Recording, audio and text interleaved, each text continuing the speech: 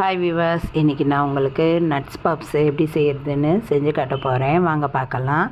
அதுக்கு முதல்ல பாதாம் எடுத்துக்கோங்க, முந்திரி, கிஸ்மிஸு, தேங்காய், இது எல்லாத்தையுமே பொடி பொடியாக நறுக்கி வச்சுக்கோங்க. நான் எல்லாத்துலேயும் ஒரு 100 கிராம் எடுத்திருக்கேன். நீங்கள் எவ்வளோ தேவையோ அதுக்கு தக்கன நீங்களும் எக்ஸ்ட்ரா எடுத்துக்கலாம். இது எல்லாத்தையுமே நல்லா பொடியாக உட்காந்து நறுக்கி எடுத்து வச்சுக்கோங்க. அதுக்கப்புறம் ஒரு பாத்திரத்தில் ஒரு பெரிய கட்டி அளவுக்கு கருப்பட்டியை நறுக்கி போட்டு அதை நல்லா கொதிக்க விடுங்க. கொதித்த உடனே அதை கொஞ்சம் நேரம் அப்படியே வடிகட்டி ஊற்றுங்க. அப்படின்னா தான் அதில் இருக்க அந்த மண் எல்லாம் அடியில் தங்கிடும். நம்மளுக்கு கல் மண் இல்லாமல் சாப்பிட்றதுக்கு நல்லாயிருக்கும். அதனால் அதை அப்படி வடிகட்டி ஊற்றிட்டு அதில் முந்திரி, பாதாம், கிஸ்மிஸு, தேங்காய், இது எல்லாத்தையும் போட்டு அதை நல்லா வதக்குங்க. அது ஓரளவுக்கு நல்லா கெட்டியான பதம் வரவும் அதை இறக்கிடுங்க. சப்பாத்திக்கு மாவு பிசைகிற மாதிரி நல்லா எண்ணெயை ஊற்றி நல்லா அது கோதுமை மாவில் பிசைஞ்சு எடுத்து வச்சுக்கோங்க. நான் பெரும்பாலும் கோதுமை மாவு தான் யூஸ் பண்ணுவேன். அதனால தான் எல்லாத்தையுமே கோதுமை மாவுலேயே செய்கிறேன். மைதா விரும்பி சாப்பிட்றவங்க மைதாலேயும் இது செய்யலாம். மைதாவில் செஞ்சிங்கன்னா இன்னும் இதை விட நல்லா தான் இருக்கும். அதனால் உங்கள் டேஸ்ட்டுக்கு தக்கன நீங்கள் எந்த மாவுனாலும் யூஸ் பண்ணிக்கோங்க.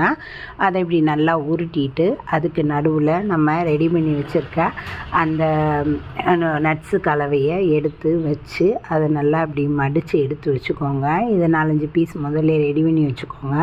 உங்களுக்கு எந்த ஷேப் தேவையோ அந்த மாதிரி ஷேப்பில் ரெடி பண்ணிக்கோங்க. ரெடி பண்ணிவிட்டு நல்லா ஒரு கடாயில் எண்ணெயை ஊற்றிக்கோங்க. எண்ணெய் ஊற்றி நல்லா எண்ணெய் சூடாகிற வரைக்கும் வெயிட் பண்ணுங்கள். அதுக்குள்ளே நீங்கள் எங்கிட்ட 2-3 பப்ஸுங்களை ரெடி பண்ணி வச்சுக்கலாம். எண்ணெய் நல்லா சூடானதுக்கப்புறம் அதில் நம்ம உருட்டி வச்ச பப்ஸுங்களை ஒன்றா எடுத்து போடுங்க. இதில் உங்களுக்கு என்னென்ன டிஃப்ரெண்ட் ஷேப் வேணுமோ அந்தந்த ஷேப்பில் அதிகமாக நீங்கள் போட்டுக்கலாம். நான் எனக்கு தெரிஞ்ச ஷேப்பில் மட்டும்தான் போட்டிருக்கேன்.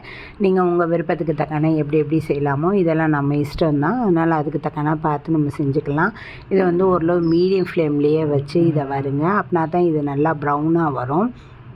இல்லைனா அடியில் கருக்கிடும், டக்குன்னு கருக்கிடும். அதனால் மீடியம் ஃப்ளேம்லேயே வச்சு அதை நல்லா ப்ரௌனாக நல்லா வறுத்தவுடனே அதுக்கப்புறம் அதை திருப்பி போட்டு 2 பக்கமுமே நல்லா செவக்க வர்ற வரைக்கும் அதை நல்லா வறுத்திடுங்க.